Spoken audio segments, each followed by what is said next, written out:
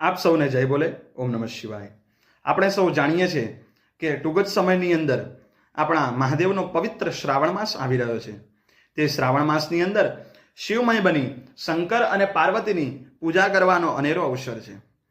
તે અવસરનો આપણે સૌ એક સાથે લાવો લઈએ। આ શ્રાવણ માસના મહિમાની અંદર કહેવામાં આવ્યું છે કે જલધારા પ્રિયો શિવ, એટલે કે જલની ધારા ભગવાન શિવને અતિ પ્રિય છે। આ શ્રાવણ માસ ભગવાન શિવને અતિ પ્રિય માસ છે। આ શ્રાવણ માસની અંદર જેટલું પણ સાધન, પૂજન, અર્ચન તથા રુદ્રાભિષેક, જલાભિષેક, દુગ્ધાભિષેક વગેરે કામનાઓથી ઈચ્છિત મનુષ્ય અનેક જાતના દ્રવ્યોથી અભિષેક કરે તો તેને મનવાંછિત ફળની પ્રાપ્તિ થાય છે। કારણ કે ભગવાન શિવનું એક નામ છે આશુતોષ, એટલે કે આશાનિધિ પ્રસન્ન થાય એવા દેવ ભગવાન મહાદેવ છે। તેથી આપણે સૌ આ પવિત્ર શ્રાવણ માસની અંદર ભગવાન શિવનો અભિષેક કરી મનવાંછિત ફળની પ્રાપ્તિ કરીએ। બીજા નંબરની અંદર ભગવાન શિવને અતિ પ્રિય એવા બિલીપત્રથી ભગવાન શિવનું પૂજન તથા અર્ચન કરવું। જો યોગ્ય હોય તો ભગવાનને 1.25 લાખ બિલીપત્રથી પૂજન કરવું।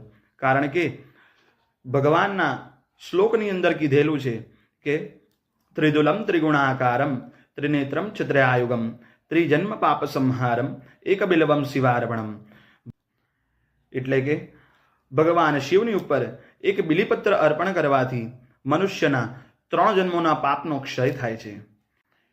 તેથી આપ સૌ શ્રાવણ માસની અંદર ભગવાન શિવનું પૂજન, અર્ચન તથા ભગવાન શિવનો યથાયોગ્ય અભિષેક કરી આપના મનોરથ પૂર્ણ કરો અને આપ સૌના મનોરથ પૂર્ણ થાય તેવી ભગવાન શિવને હૃદયથી પ્રાર્થના। આપ સૌને ઓમ નમઃ શિવાય, હર હર મહાદેવ, જય બોલે। આપ સૌને જય બોલે ઓમ નમઃ શિવાય। આપણે સૌ જાણીએ છીએ કે ટૂંક જ સમયની અંદર આપણા મહાદેવનો પવિત્ર શ્રાવણ માસ આવી રહ્યો છે। તે શ્રાવણ માસની અંદર શિવમય બની શંકર અને પાર્વતીની પૂજા કરવાનો અનેરો અવસર છે। તે અવસરનો આપણે સૌ એક સાથે લાવો લઈએ।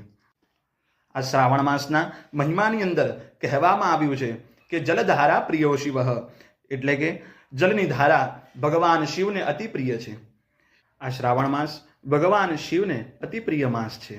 આ શ્રાવણ માસની અંદર જેટલું પણ સાધન, પૂજન, અર્ચન તથા રુદ્રાભિષેક, જલાભિષેક, દુગ્ધાભિષેક વગેરે કામનાઓથી ઈચ્છિત મનુષ્ય અનેક જાતના દ્રવ્યોથી અભિષેક કરે તો તેને મનવાંછિત ફળની પ્રાપ્તિ થાય છે।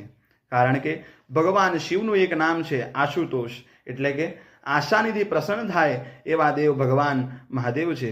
તેથી આપણે સૌ આ પવિત્ર શ્રાવણ માસની અંદર ભગવાન શિવનો અભિષેક કરી મનવાંછિત ફળની પ્રાપ્તિ કરીએ।